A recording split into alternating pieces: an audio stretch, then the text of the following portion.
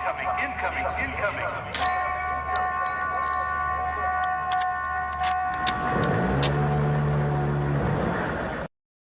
Fucking trim the beard. Yeah. All right. Welcome to From the Bunker from Bunker Bros. Today we have Denny from Security Halt Media. Good friend, great dude, all around badass. Denny, tell the people a little bit about yourself. How'd you end up in the military? Where you come from? Man, gosh, I mean, wave tops are like full in depth. Dude, first of all, thank you so much for having me. I don't take it lightly. You could have chose a million other people. And I am humbled and honored to be here. Not only because your mission's amazing, we picked you for the shirt. I think, quick sidebar conversation. I love Patagonia. It's been a brand that yeah, I loved their brand before I even got in. And then when I got my uniform, when I showed up to group, you go to the GIP and you're like, here's your operator gear. And I was like, what the fuck? Patagonia makes our uniforms? Fucking sick. So you took a hit when they stopped.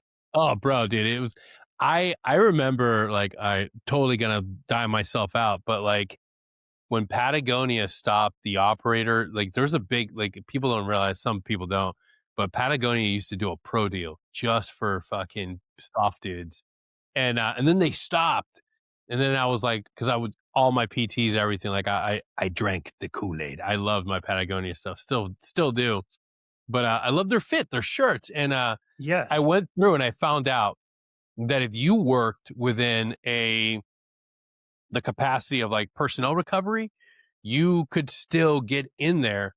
And the last position that I held, it was within the guidelines, bylaws and guidelines of the position. Was one of the things was doing the reports, personal recovery and stuff. And I was like, all right, I'm a warrant officer. I'm going to write this memorandum. So that's what you fucking nerds do. I was like, beep, boop, beep. Fucking submitted that to them. And they're like, absolutely. Here's your discount, sir. And I was like, thank you. Shirt, shorts, hats. And if you've known me, you know that I fucking have tons of Patagonia hats. That's just my thing. Dude. Yeah. Now they're slept on because it's not a huge thing anymore. So the Patagonia combat shirts and combat pants are my favorite. They're the only combat shit that fits a 6'4", 170-pound human being. Literally the only ones.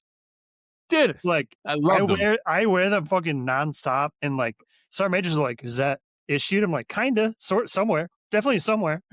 For the cool kids, Sergeant Major. But yeah, I didn't realize how big of a deal they became in the airsoft community.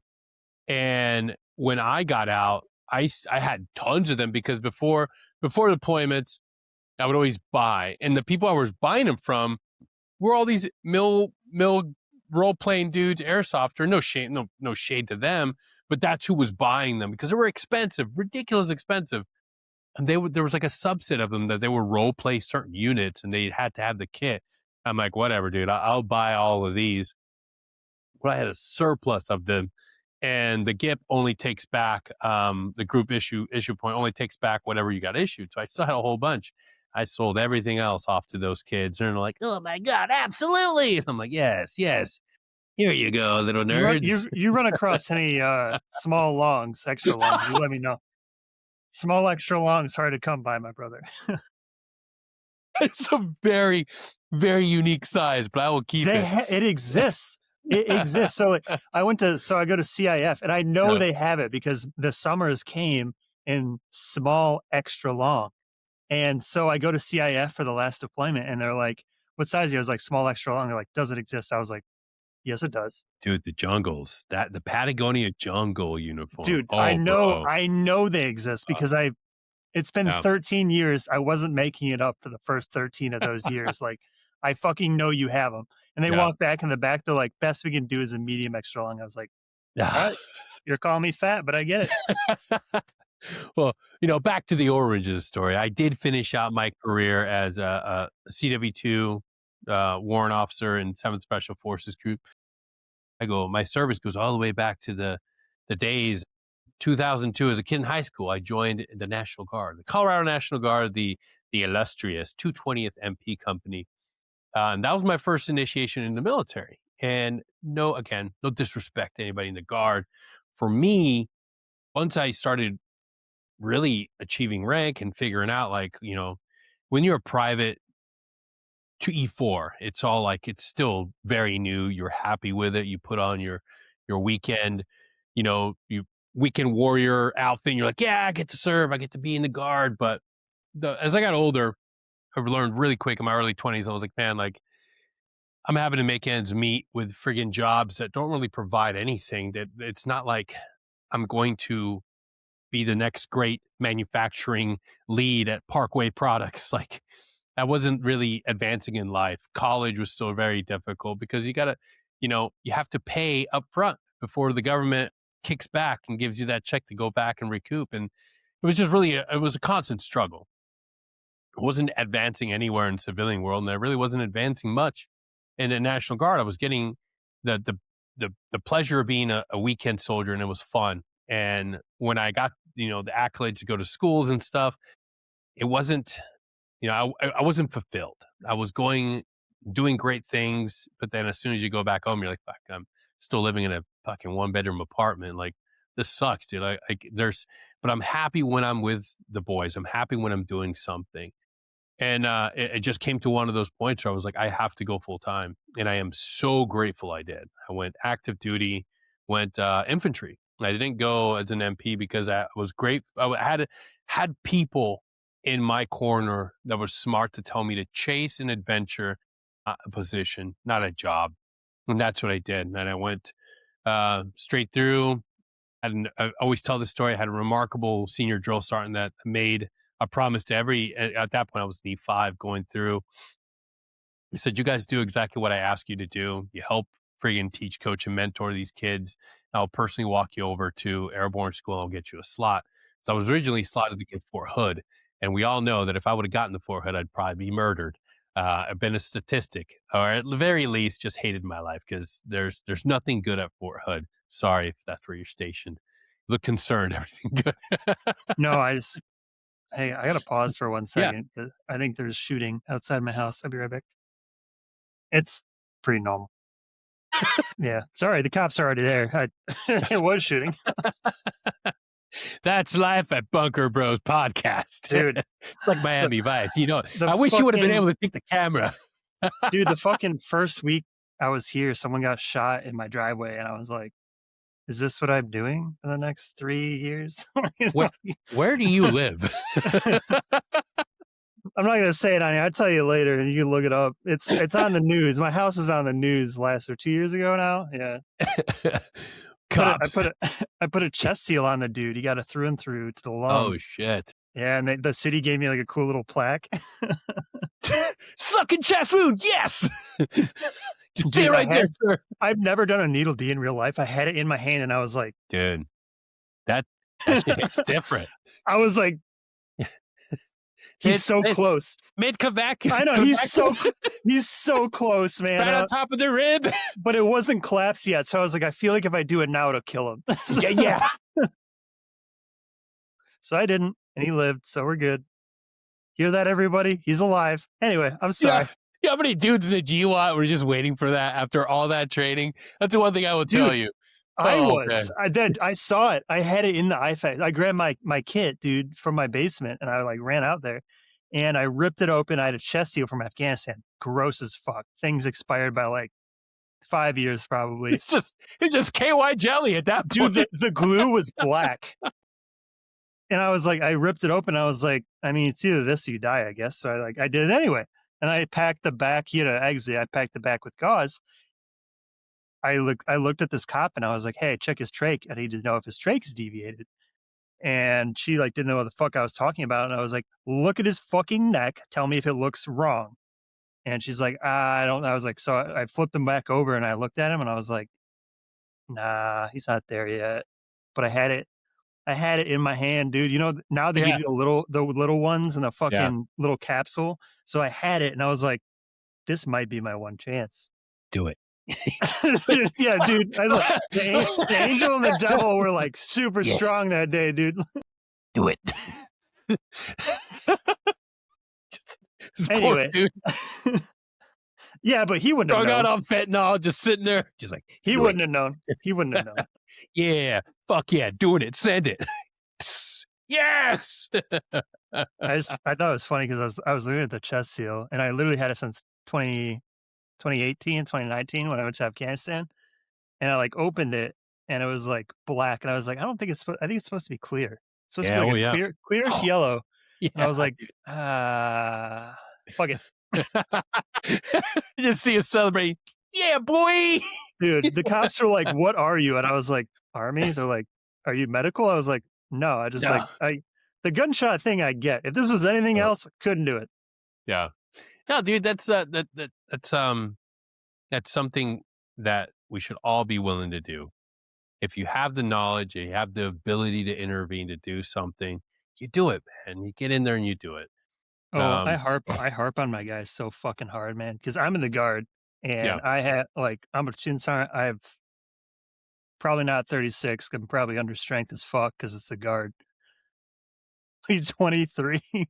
dudes they're like, "Oh, well, why the fuck are we taking CLS classes every 6 months?" I was like, "Because it not only prepares you for worst case scenario in work, it also helps you in your civilian world." In your community, because Yeah, that's when random shit yeah. fucking happens, man. And I was like, if any one of you is gonna fail at providing medical life-saving aid to a civilian or law enforcement type of situation, you don't belong in the military.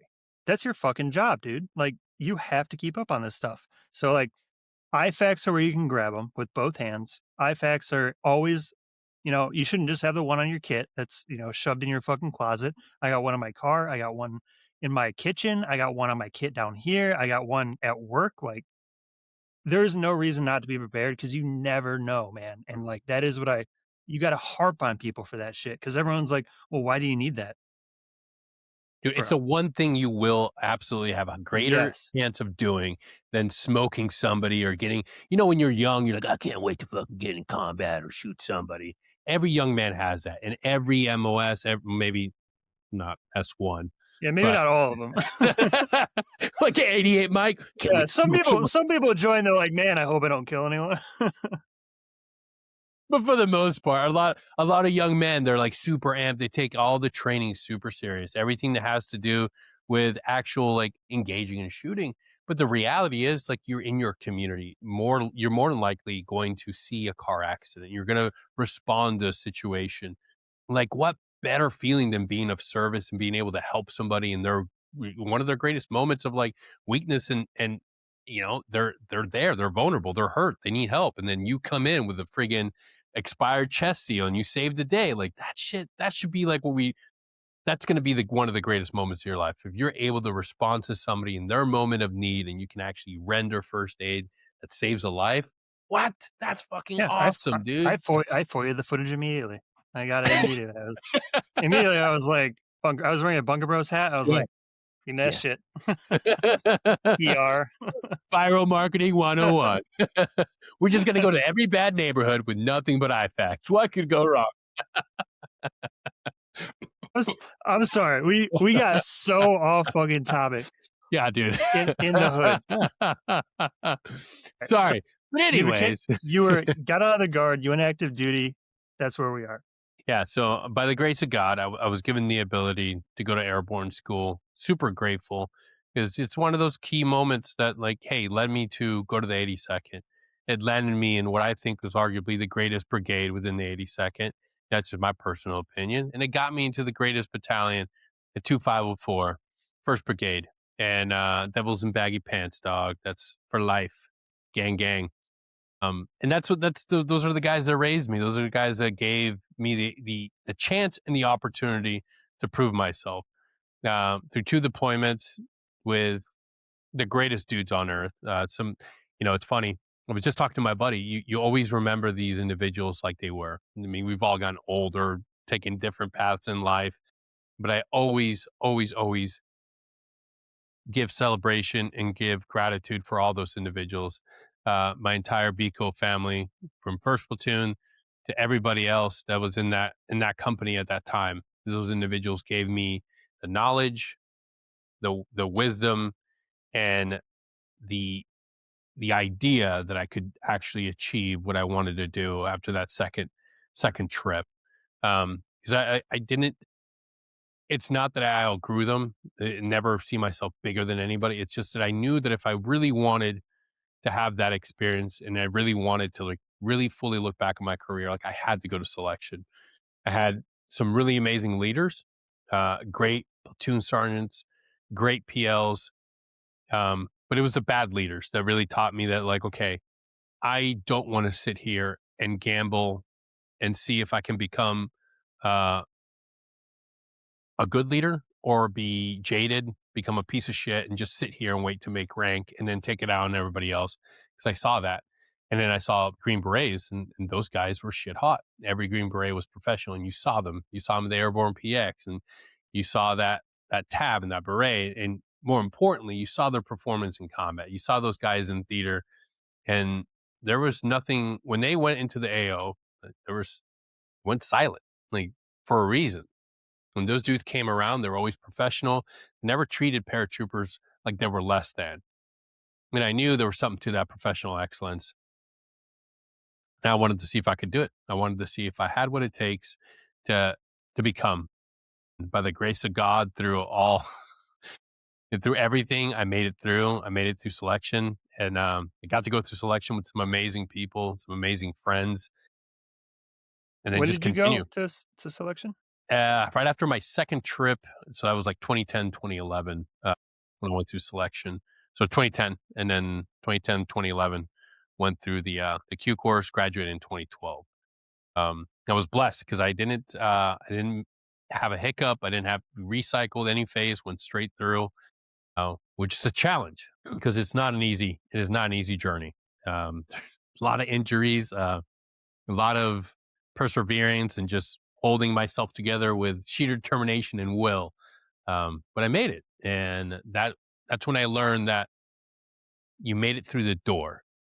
Now you have to earn that slot every single friggin' day, and I am grateful. And just like every other good Green Beret or former Green Beret, you have a lot of imposter syndrome because you arrive and you rub elbows with some of the greatest people on earth. I am fucking nobody. I am nothing compared to some of the dudes I served with.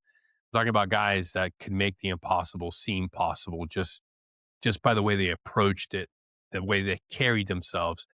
They would, you know, if they told you to storm the hill against, insane odds, just the way that they delivered it and the way they carried themselves, you'd be like, yeah, fuck yeah, we can make it. Um, and it was just the greatest adventure of a lifetime. Um, Looking back, yeah, there's a lot of things that I didn't do well, didn't do right. But like I talk about on my show, like that mission is so overwhelming. It's everything. It's people make movies and video games about it. When you get hurt, when you aren't feeling your best, you will lie and you will do absolutely everything you can to stay on a team. I'm speaking that from experience. So I got a fused neck. I should have had that surgery in 2015, and I lied and hid it until 2017, where I had to have emergency surgery because I shot the disc all the way into the spinal column sheath.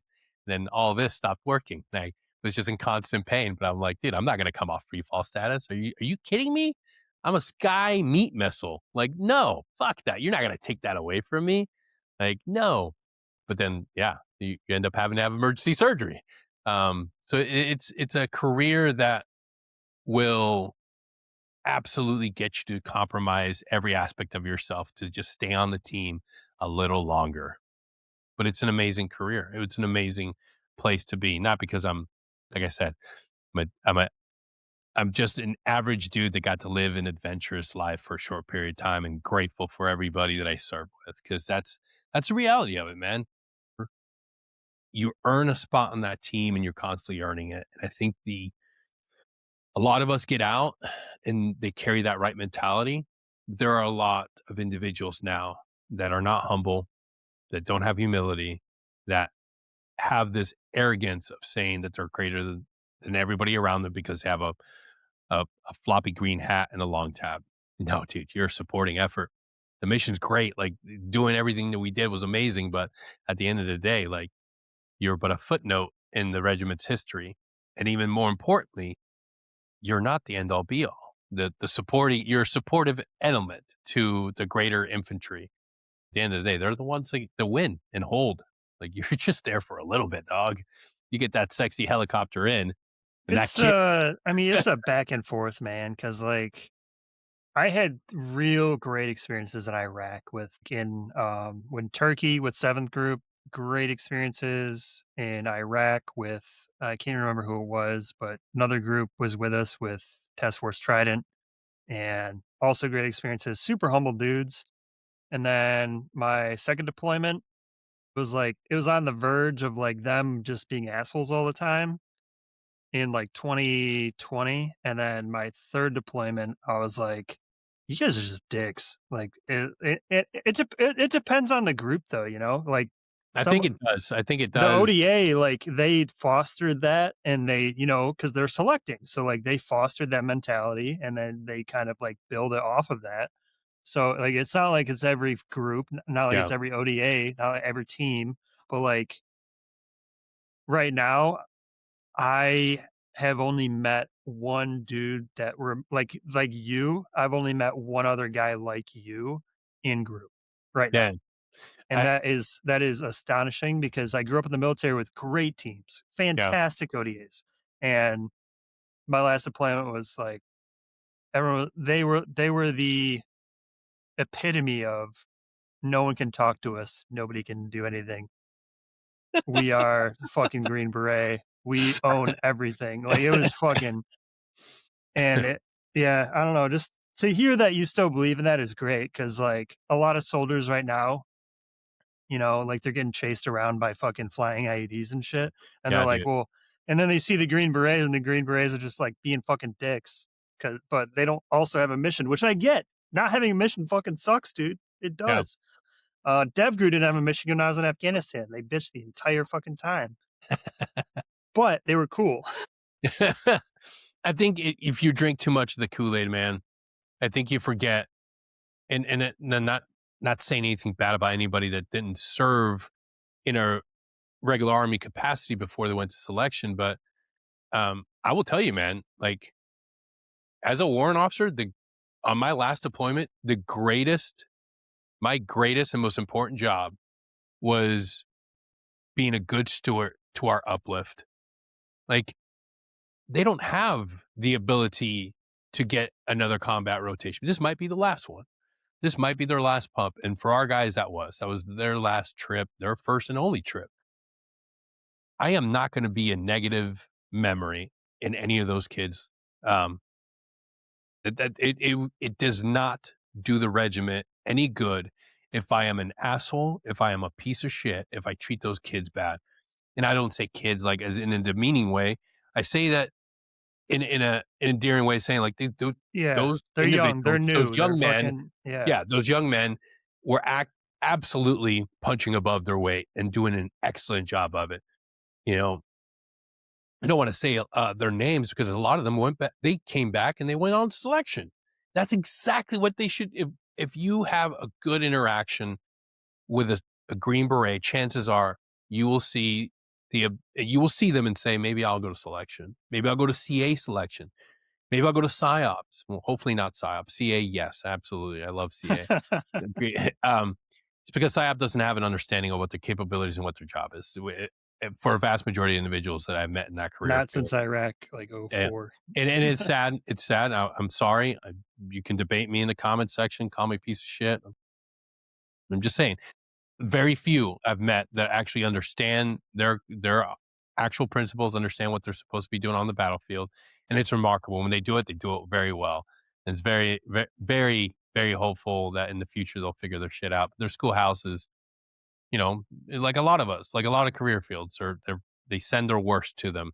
But I have nothing but great things to say about CA, and of course the Well, I think that's an army-wide thing now, dude. Like, I think everyone kind of forgot that they're a piece in a machine. They're a yeah, cog, they're a and you cog. you you Yeah, have you have that one fucking job, dude. Like, I never forgot that I was just a fucking grunt, man. Like, but sometimes I'd be like, "Why the fuck am I doing?" Like, like take the last deployment we had, right? So like we ended up on an MSS, which is basically a cop Yeah. in today's words. And there's fucking nobody there. There's no support. So now we're doing maintenance. We have to figure out how the generator works. We have to cook food. We have to like figure out all these things that is supposed to be part of the Army's logistics plan that the Army's logistics isn't doing because they're confused about their job. Like you have fucking maintenance dudes telling me they only work 9 to 5 in a combat zone on a cop. And I'm like, dude, don't get me started. You're gonna get me, you're gonna get me Excuse, fired up, excuse me, sir. I just want to let you know that the shop hours are from 9 a.m. To 3 p.m. brother. Yeah. We had a fucking QRF mission it was like right before midnight. It was like 11:30, something like that, right before midnight. We get on the trucks. We have 4 trucks. I'm lead. I plan everything, put it in the ATAC. We're ready to roll. One of the trucks shits out. I run to the maintenance bay. Nobody's there. I'm like, okay, they're probably fucking sleeping. All right. So I run to where they're sleeping and I run into we'll call him the NCOIC. I run to the NCOIC's bay, which he has by himself, his own fucking trailer to himself, which is wild because everyone else was sleeping in 22-man fucking trailers. And I wake him up and I say, hey, we're on QRF. I need you to come to look at a truck. It needs to leave fucking now. And he said, hours are 9 to 5. And I looked at him and I was like, are you sure that's your answer? And he's like, yep, my hours are 09. And I was like, I'm not going to beat the fuck out of you, but I'm going to do something. So I went straight to the commander who would do that. And I was like, hey, man, this is what's going on. And then I went to his second in command, the maintenance guy, and I was like, hey, man, this is what's going on. I need help fucking now. And he's like, all right, cool. Got up and he fucking came in and fixed it. It was some dumb fucking thing with, you know, electrical that he Yeah. fixed in like 2 seconds, at least for the mission.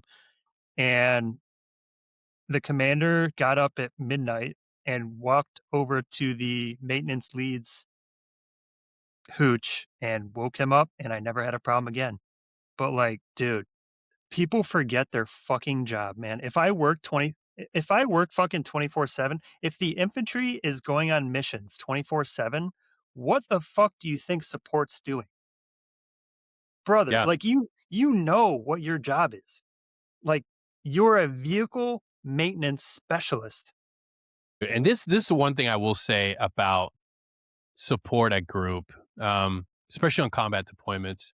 Shout out to you, Brown, staff sergeant type, no longer in the military, but just an amazing mechanic. Um, People don't understand how tight ODAs are for the most part with their direct support. So they're NBC guys, they're mechanics, ammo dudes. You don't, you're never going on a mission just by yourself, or I should say, correction. You're never actually kick off on a deployment, kick off onto a mission just by yourself. Somebody's helping you along the way in that chain of sequence and the things that you need, all the way from ammo requests to vehicle uplift checking, doing their job. Like there is so much that goes to support a detachment. And by and large, people forget to celebrate those dudes. And more often than not, in GWAT, when you're doing, think about how thinly spread out you would be if it was just 12 guys on a convoy. Just 12 guys on a convoy. No, you need mechanics or the chem dude, or the S6 guy that's manning a gun. There's tons of people that aren't tabbed that make missions that that make it successful. And we forget, we don't highlight, we don't talk about all those dudes. The SOD A teams. Like, let me tell you something. That's capable. Obviously, we can't go into the capabilities. We can't talk about everything that those teams provide.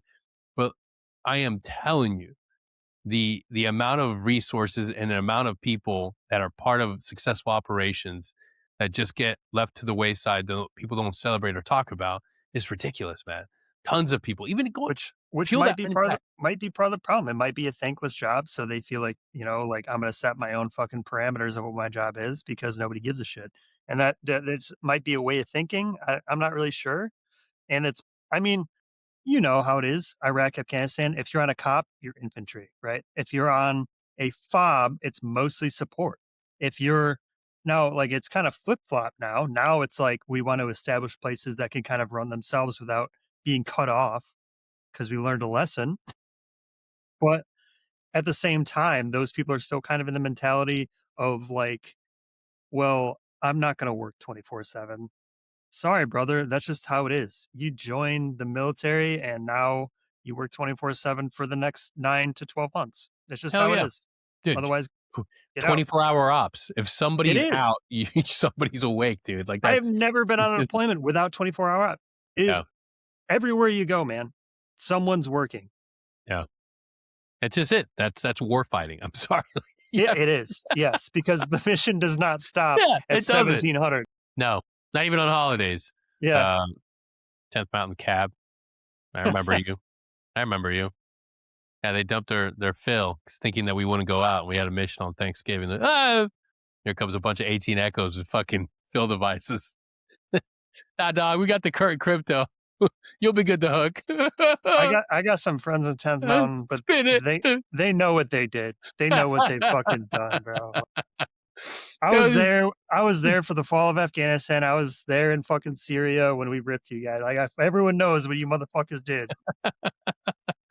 oh, dude, it was hilarious. Oh, we go through the pre-flight briefing and everything. Oh, we lost crypto. The guy that handles our crypto, we sent him back with accidentally all the devices. Like, oh, well, that's wonderful. Here's 418 Echoes with fills. Yeah, here's the one courier you have is gone. Spin the birds up. ComSec, yeah, all the same motherfuckers did not bring ComSec to country. Yeah, yeah, it's funny. I mean, they're young. They're or crew serve weapons. oh Wild, no, wild choice. Wild wow, choice. that's a bold move, Cotton. Yeah, they thought it was all TPE, bro. They're like all the crew serves are TPE. We're like, What? nope, That's nope, not how any of this works. nope. Man, that's a. you imagine loading up on a Chinook? You look at the gunner; he's just got an M4 You're out like, of the gunner's port. hey, man. Don't worry, I can shoot it burst. Yeah, What? I qualled. I got a 23, bro. Good man. I'm sorry. Mm, We got off topic again, Denny. it's the way we Jesus. do. See I now, know. I've infected you with the security hot bug, where it's just nothing but segues. No, Okay, no so continuity.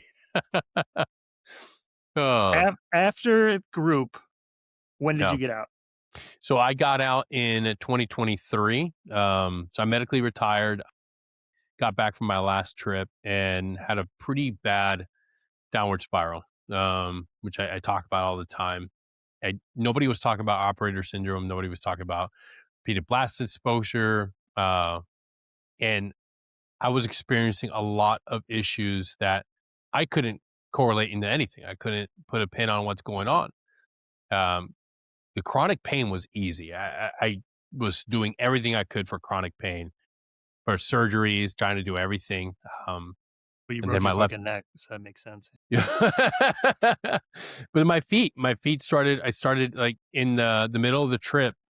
I don't know what exactly caused my pain, but I had to have exploratory surgery on both my feet to figure out what's going on with the calcaneus, the fat pad, and have surgeries. But every time I would take a step, it was the most excruciating pain you would ever imagine. And it led to me taking Toradol twice a day injections. In your feet. Yeah. Yeah. Just bearing That's weight, man. nuts. Yeah. Um, we did everything, dude. I did everything to try to mitigate pain. And finally I was just like a, like a college athlete, just getting my 18 Delta to shoot me up with Toradol every day. And it got to the point where it was twice a day to manage the pain.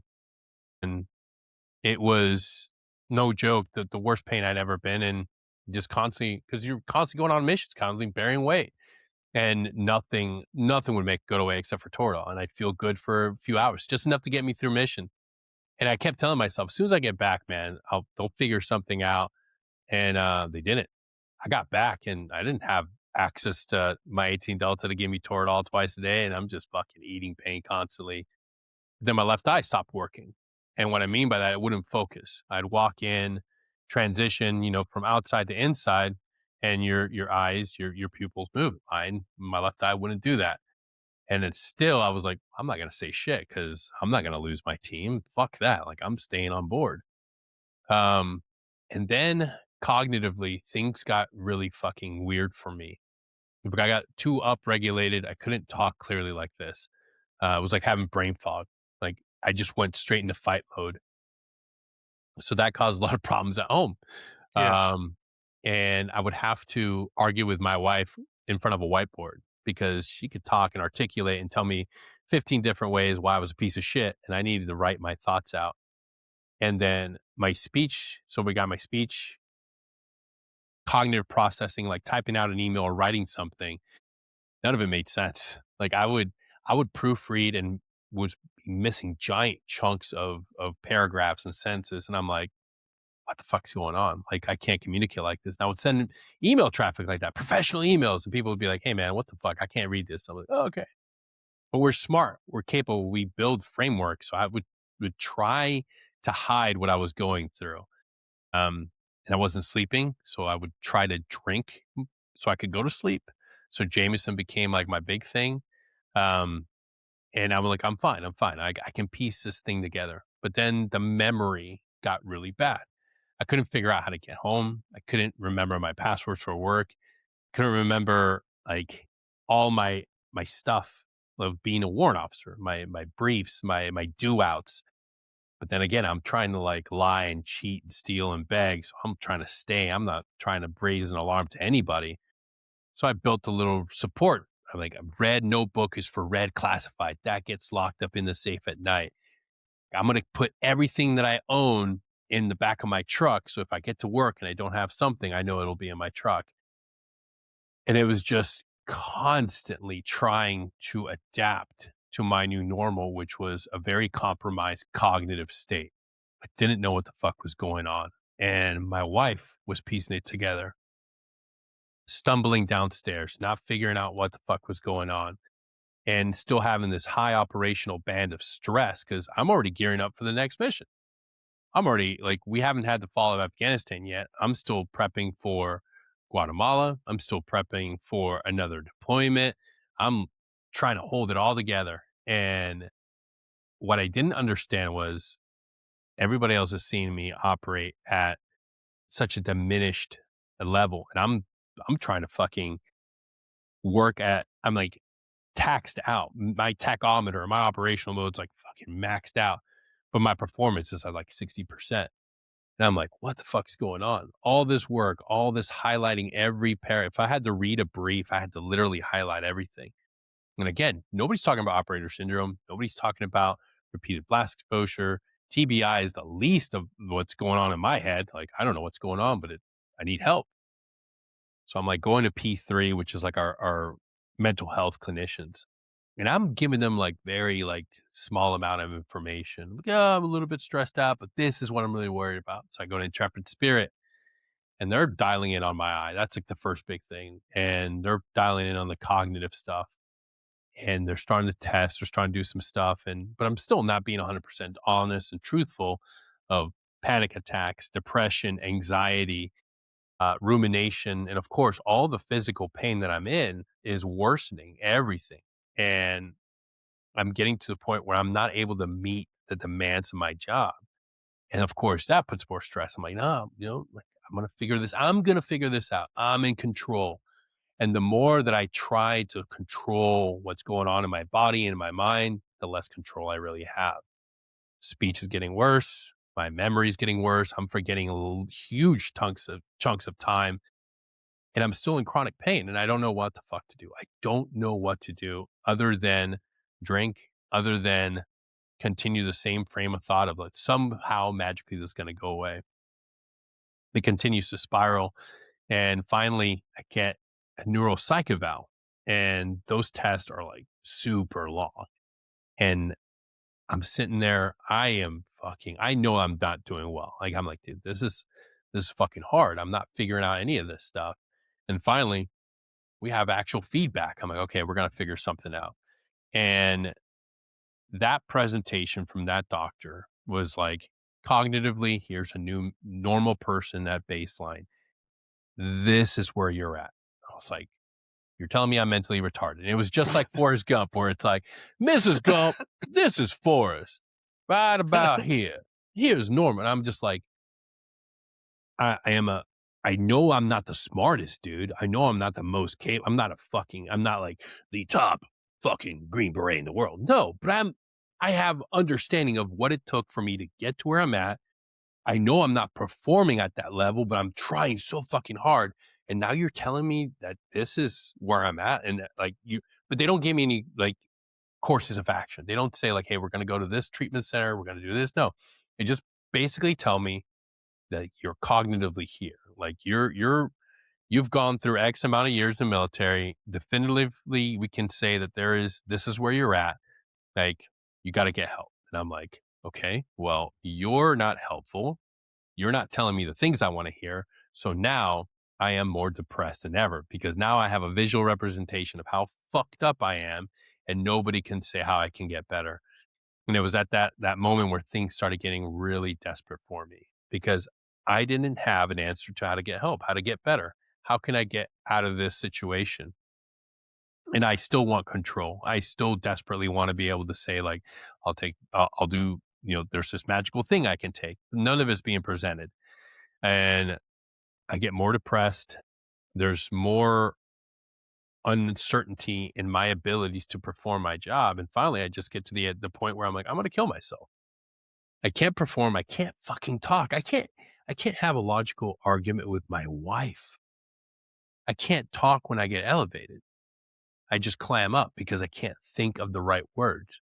Like if I just continue talking, it's just a stuttering, the constant word finding, trying to get the right word that I know I'm like just barely trying to grasp at. And I'm like, I don't want to live like this. If I get upregulated, if I'm in a brief and I can't come up with the right answer, and this is how I'm presenting myself professionally, I'm going to fucking kill myself. I don't know how to get home. I am missing everything because I can't trust my mind. I put my wallets here. The inner dialogue is like, you left your wallet in your car. Or my car, tear it everywhere. It's not there. Left it in another room. Left the amount of shit I lost in those early years of getting before I got help and then getting help was astounding because I couldn't fucking remember shit. And finally, my wife gets orders. She's going to be deployed. And that's when I make my plan. I'm like, I'm going to fucking, as soon as she gets gone, I'm going to do it. I don't want her to see her. I don't want to be part of it. Somebody will come. They'll hear the shot. They'll clean the downstairs bathroom. We'll do it this way. I'm going to, and I was happy, dude. I finally had an understanding of what I wanted to do. And that was super, super like the stress immediately came down. You can control it. Like, yeah, again, I'm trying desperately to control my situation the way I think it makes sense because I see the judgment. I see the sharks around me. I see the fucking hitters. They're able to perform and I'm fucking barely holding on together, dude. Like I can't execute and do what I'm supposed to do in my responsibilities in my role. The one thing that I'm supposed to be a fucking solid person in is my job. Everything else about me was worthless. I didn't see any value in my life. I didn't see any value except what I had done and what I accomplished in the military. Everything else leading up to that was nothing. I'm nobody. I'm a fucking immigrant from Panama. Whoopie fucking do. There's a dime a dozen. But that beret, at least shows the world that I am part of an elite group. That long tab says so much about what I was able to accomplish. I don't look at anything else before the military, before even just the random act of kindness, just being a good human being meant nothing to me. The only thing that mattered was if I could stay in this job. I just want to stay in this team. I want to be a Green Beret. That's all I want. And I can't do that anymore. I'm barely meeting the standards and nobody wants to meet the standards. You exceed. And everything that I'm seeing is a reflection of who I am. It's like, I'm a piece of shit. I'm not good enough to be here. I'm not good enough to perform. Check the fuck out, you piece of fucking shit. How dare you show up here and sully the name of this organization? You can't fucking perform. And I just remember like finally having that understanding of like, all right, I'm done. I'm out of here. And that I'm still going to P3. I'm still talking to my therapist. And I remember Michelle had said something that finally got to me, and I'm like, I have a plan. I'm going to end my life. None of this, like, I've been lying to you for fucking forever since I've been here. Like, I can't fucking function properly. Like, I will drive for hours not knowing where the fuck I'm going. I get lost going back home. I forget my fucking, like, everything about who I am for long periods of time. And I get home and I'm surprised I made it there. Like, not zoning out, like understanding, like, I don't know where the fuck I am at this moment. Like, that's not normal. And I don't know what to make of it. And nobody's giving me any help. And I'm going to end my fucking life. And I just remember her just like, hey, like, we can get you to a treatment center like tomorrow. Like, we can make this happen. You can go somewhere and we can start working on this. And I was just like, holy fucking shit. Like, where was this at Yeah. any moment? Like, but then I realized, like, I'm walking in here every single fucking day and I'm lying to this woman. Every single time I see Michelle, every single time I check in to P3, I'm like, yep, yep, yep, yep. I'm a little worried. I'm a little bad because I just want access to medication thinking that's going to help me. And honestly, it made it worse because I was numb. I was actually fucking feeling nothing except seeing the frustration of my life. And when she offered me a chance to go to Laurel Ridge, that's when I was like, okay, fuck it. Let's try it. I'll go there. And if it doesn't, like, if all I got to do is just get in the plane, okay, I'll try it. I'll try it. Let's do it. That was the single greatest moment of vulnerability I had had to that point, and that got me to Laurel Ridge, and that place saved my life. There weren't, Laurel Ridge was a mental health treatment center. They weren't able to help me with what was going on in here as far as, like, you know, my left eye not working, the cognitive issues. They were very helpful with dealing with depression, anxiety, my combat trauma, the shit that I was holding on to for so fucking long. Because just like a lot of us, you bring a lot of shit with you to the military. Like, they add some more shit on top, but I brought a lot of shit. And I survived a hellacious nightmare of a childhood. Because I've seen combat as a civilian, and then got brought to the United States by, hey, let's, like, by a pedophile, and that was my life, my survival for until I ran away from home, dude. And I never talked to anybody about that. I never shared that. I just buried that down. And of course, it's going to have impacts on your life. So I was able to finally talk and engage with somebody that was trained to handling how, we deal with trauma as men in the military. And I wasn't alone. There was another ranger. There was a MARSOC guy there, tons of veterans just like me, tons of active duty guys just like me that said, no, brother, you're not alone. Like, you're part of this community. And we worked through that shit. And I was there for almost 3 months, came back, and then went immediately to the STAR program to finally get somebody that in a team, an actual comprehensive team that could identify and work through the cognitive issues, the chronic pain, and somebody that finally said, hey, sit down. You're not an anomaly. You're actually experiencing something that nearly all of your compadres at seventh group and at everybody that's within the soft world will eventually go through and experience if they do this career long enough.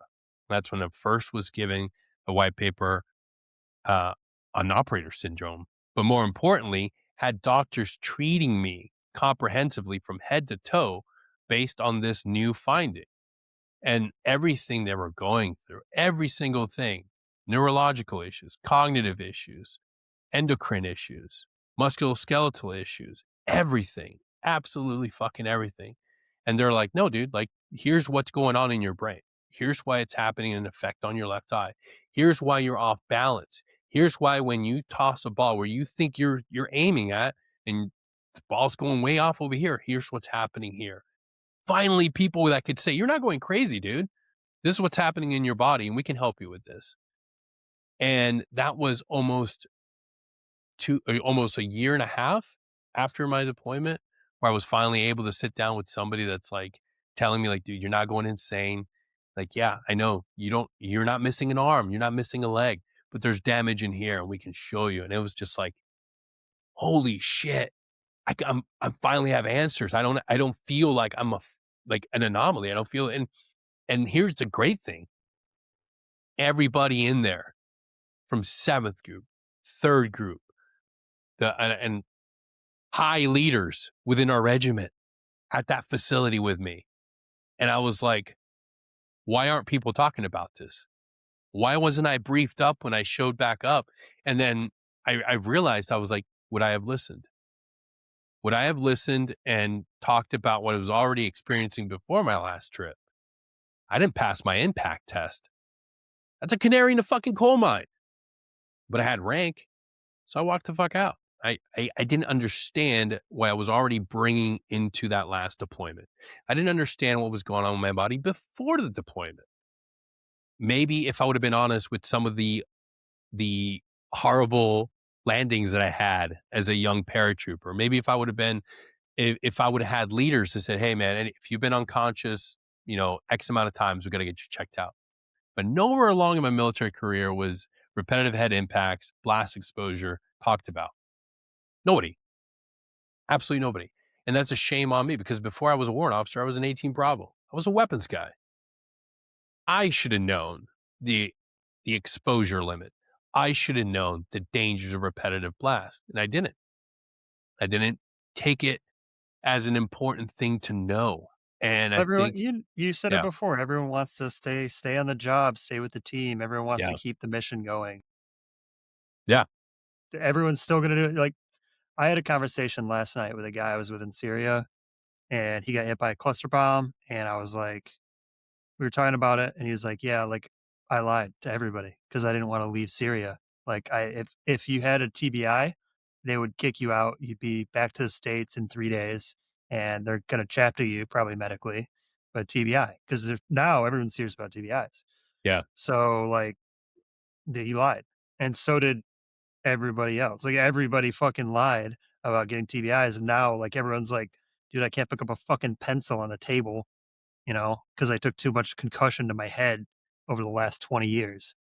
But I mean, I think that's going to end up being a theme of this podcast is don't fucking lie to the medical staff, because although you want to be a part of the team and you want to be there, in the end, you will end up being a detriment. In the end, 100%.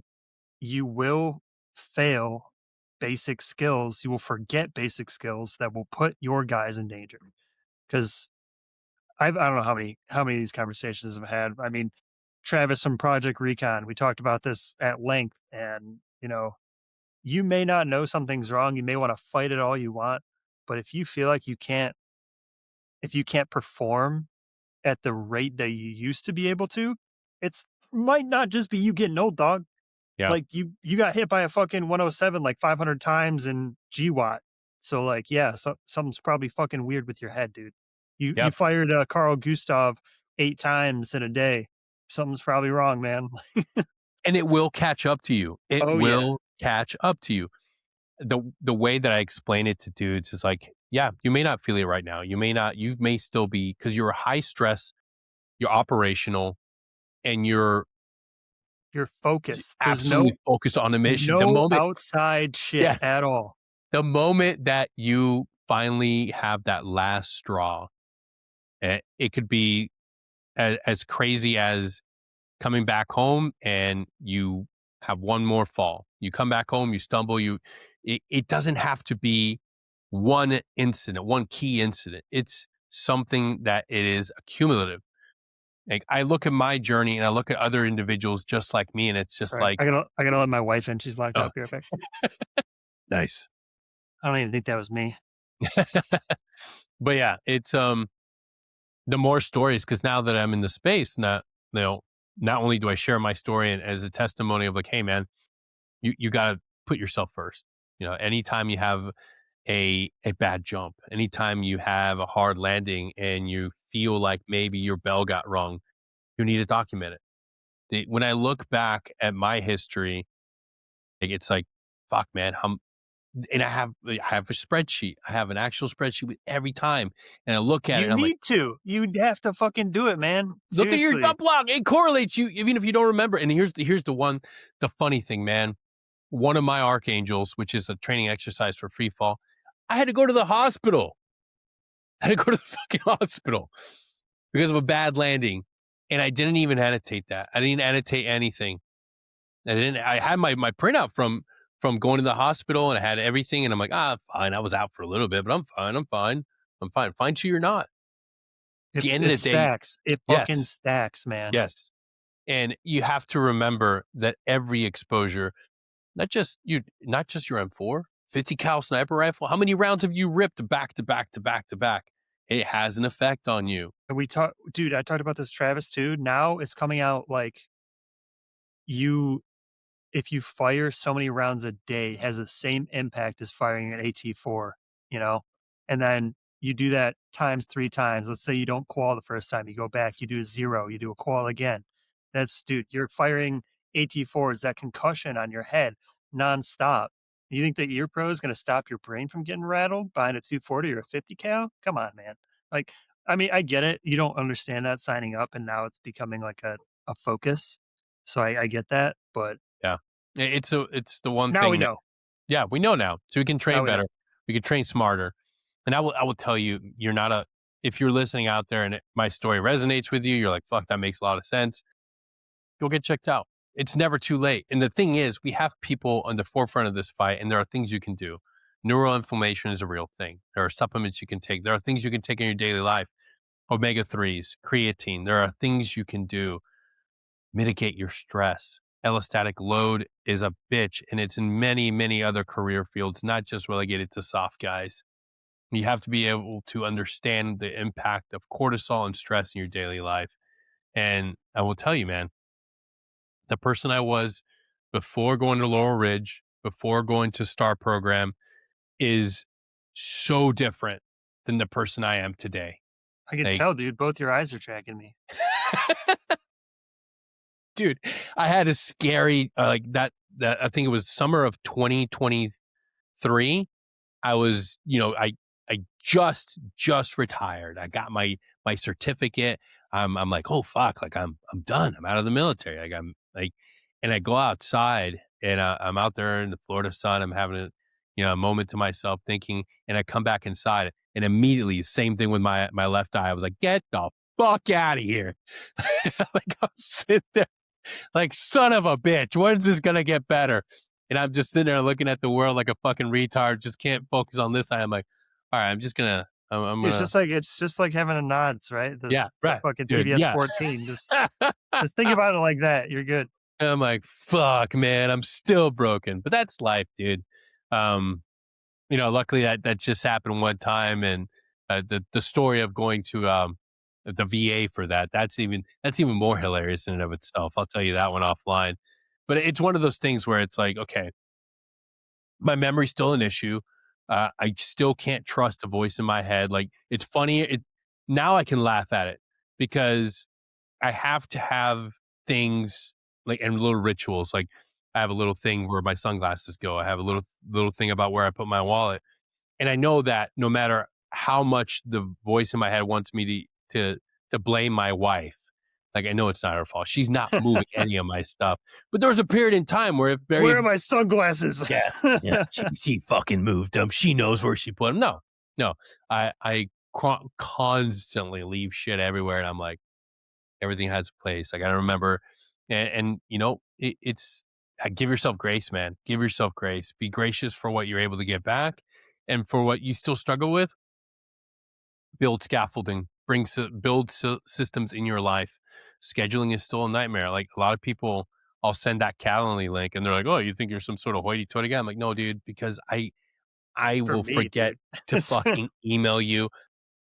My inbox is a nightmare and a a fucking graveyard of misconnections.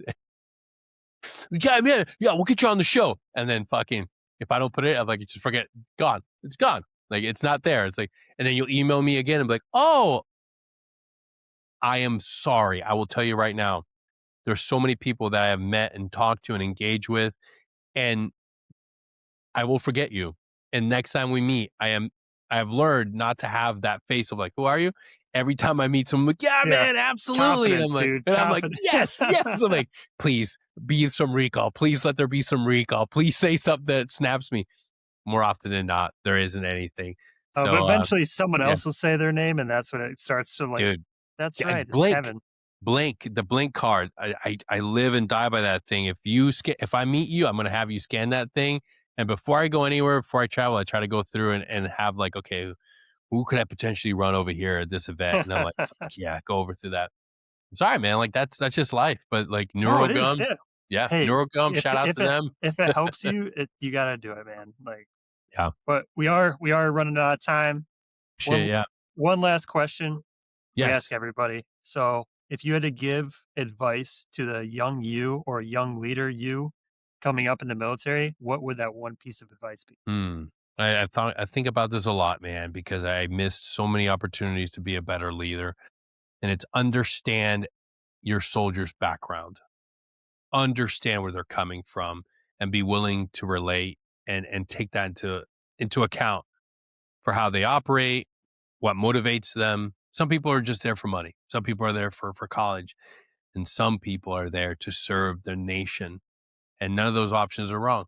It's okay if somebody's just motivated by that college.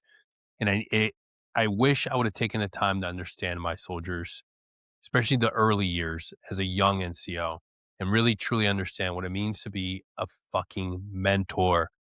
Line guys. Yes, just want to be it's going to be at the end of the day. Yes, I look at my team plaques and I'm like, that's amazing. But I'll tell you what really hits you when you're old and somebody calls you and says something along the lines of, you know, you on that last deployment, you said this and it really resonated with me. And I carried that for the rest of my deployment. I just want to reach out and tell you, like, you made an impact in my life. That's what you're going to remember. And that's what's going to be. I can't hang down the wall. That means more to me than any plaque, any more, any coin or anything. And that's the same thing that all of you are going to realize the impact you have on somebody, a positive impact, let me clarify, the positive impact you have on somebody will mean more to you when you get out, when you're older, than any plaque or anything. So understand the importance of being a good leader. Understand what it means to know somebody, to mentor somebody, and really let that be a huge weight of responsibility on your shoulders, and carry it proudly because that's what's going to breed great soldiers. You're not going to be the greatest soldier, but you may have the ability to create that. You may be able to create the greatest soldier that will be in your unit, and we should all take that responsibility. And you can still have it on the outside too. So, That yeah. everyone, dude, I love that question because I have never had the same answer once. Like, I love it. It's all great. So we're doing a docu series. Oh, dope. Sneak peek for everybody. We're doing a docu series about the Iranian attacks on U.S. troops in 2023 because everyone thinks this is a new thing that's going on, but it's not. So, um, and the question we always ask at the end of this docu series is, "What is your proudest achievement coming out of this experience alive?" And it's consistently the same answer. I've done 7 of the interviews now. We have a couple stacked up for this week and next week, and it has consistently been, "I brought my dudes home alive." And I'm like, "That is a fantastic answer." And it's always the same answer because you guys all went through the same crazy fucking ordeal. Dude, I love these end of episode questions. I fucking love them. This is why we do the podcast. But Denny, love you, brother. It's great talking to you. Great to see you. Check out Security Halt Media for all your veterans media needs. And if you guys want to check out our sneak peek for our docu series, we probably have it coming out sometime this year. We'll Hell see. yeah. See how many people we Awesome. can get on this fucking boat. Hells yeah, dude. Well, thank you so much for having me, man. Really, truly appreciate it. Honor to be here. Can't wait to come back and maybe talk with Eli and have a chance to sit down with him, man. He's incredibly gracious and kind. You guys are, all of you guys are, with helping support my show and my endeavors. So, yeah, anything I can do to be of service to you guys, thank you. Hey, that's what we're all here for. That's what everyone wants. Hell yeah. Incoming, incoming, incoming.